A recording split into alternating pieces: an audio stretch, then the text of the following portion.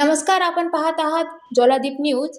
आदिवासी माना जमातीचा 29वा राष्ट्रीय उपवरवधू परिचय मेळावा भद्रावती येथे मोठ्या उत्साहात आणि पारंपरिक वातावरणात संपन्न झाला. भद्रावती येथील माना जमात वधूवर सूचक मंडळातर्फे माणिकादेवी मंदिराच्या भव्य पटांगणावर हा 2 दिवसीय मेळावा आयोजित करण्यात आला होता.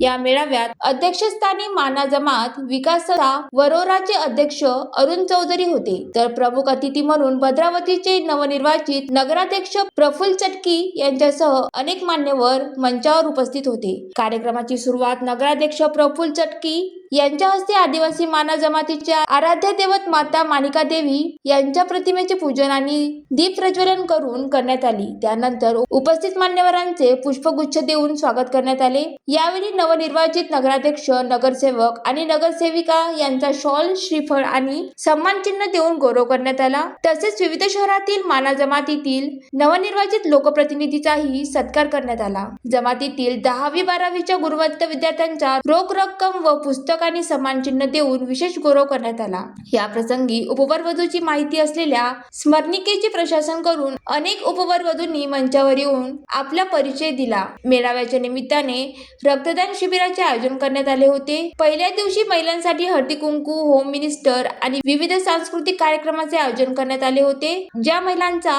उत्स्फूर्त प्रतिसाद मिळाला. कार्यक्रमाचे प्रास्ताविक बंडू हनवते यांनी केले. अहवाल वाचन एकनाथ रानडे यांनी केले. संचालन शिरीष तडमल यांनी केले, तर आभार मनीष केदार यांनी केले. कार्यक्रमाच्या यशस्वीतेसाठी संजय गायकवाड, एकनाथ रानडे, बंडू हनवते, सुनील नन्नावरे यांच्यासह अनेक कार्यकर्त्यांनी परिश्रम घेतले. या मेळाव्यास आदिवासी माना जमातीचे बांधव मोठ्या संख्येने उपस्थित होते.